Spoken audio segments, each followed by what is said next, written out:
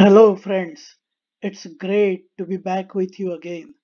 Let us see what Samarth Ramdas Swami has said in his 166th shloka.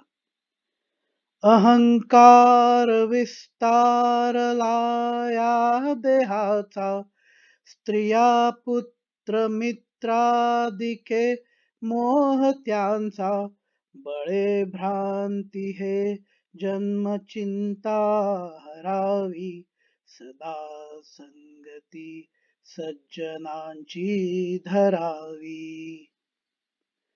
Egoism starts with our own body but then spreads way beyond it.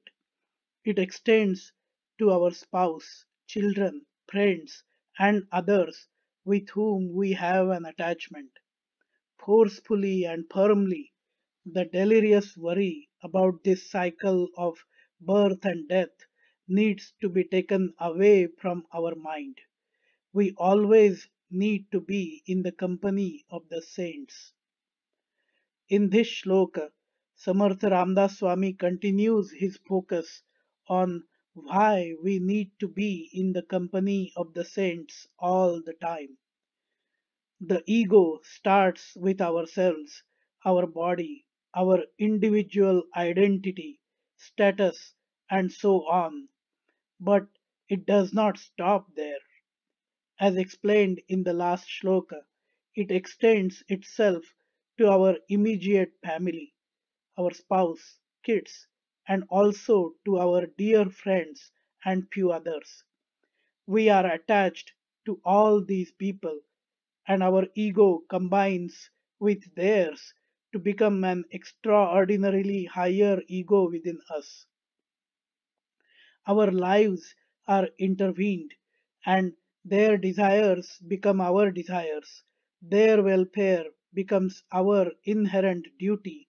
Their issues and problems become our own problems. Their health becomes our priority too. And this all results in a lot of worry around many aspects, crisscrossing amongst all these. This is because we form a strong bond between all of these, and then we start thinking all the time about our duties towards them and satisfying those, and sometimes that causes a burden of worries and constant thinking about how to keep fighting those worries and still continue to live our own lives. Samartha Ramdas Swami calls this a delusion around the worries about the life.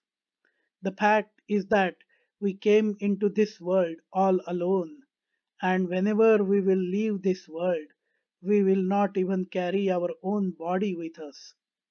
The thoughts in our minds, the worries we have around our own life and around our relatives and friends is all in our minds. We can train our mind to get out of this way of delusionary thinking. None of them are with us all the time and throughout our lives. They are all like passengers in our journey of life who come close to us. Some become our family and some very dear ones. But everyone has their own destination station. When that arrives, they will leave to catch another train and leave us to carry on our own journey with those who remain. Sometimes we keep on changing the trains along with our family and catch another one where we find more dear ones. And one day it will be our station to get out of the train to leave this world. We need to learn living our life and carry on with all our duties, love, attachments towards our family and friends, but forcefully training our mind to get out of the illusion and ego involved in all of it. There is a beautiful song in Marathi language, few lines of which go like this. संथ वाहते कृष्णामाई तीरावरल्या सुखदुःखांची जाणीव तिजला नाही. नदी नव्हे ही निसर्ग नीती आत्मगतीने सदा वाहती, लाभ हानीची लवही कल्पना, नाही तिज ठाई, संथ वाहते कृष्णा माई. The meaning of this song is the river Krishna, which is the fourth largest river in India, is like mother of everyone, keeps on flowing calmly. There are many on her banks who have their pleasures and sorrows, ups and downs in their lives, but she keeps on flowing calmly. She is not just a river, but the law of the nature. She keeps on flowing with her own inner and true nature. She does not even have faintest of ideas like gains and losses, with no expectations at all from anyone, but just keep on going true to her inner nature.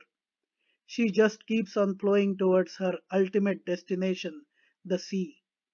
She provides everything for the people living all along her banks, the drinking water, water for washing clothes, water for their fields and farms, water for all the animals, for irrigation purposes, for industrial purposes, for power generation, water for every purpose of their lives, and that too throughout the year.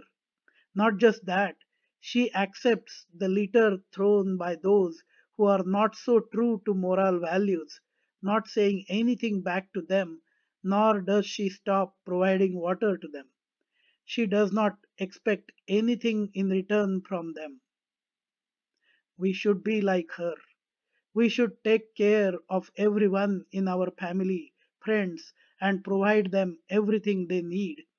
We should be well aware of all of their needs, as against the river in the song, which is unaware of the proceedings in the lives of those on her banks, and keep on doing our karma, our duties, being of help to everyone. But then internally, we should be still and clear, not having any attachment, not having any greed, not thinking about what we gain or lose from our actions towards our dear ones, not expecting anything back, and keep on flowing day and night towards our ultimate goal, the salvation. For that, we need to be very firm in our minds to move aside all these enemies of the mind like attachment, greed, and most of it all, the biggest one amongst them, the ego. If we are not determined, not firm, then it is easy to be the victim of these Shadripus. Being always in the company of the saints will provide us that clarity and determination. Friends, if you liked this explanation, feel free to provide your feedback and do like, share, and subscribe to the channel A Dialogue with Our Mind. जय जय रघुवीर समर्थ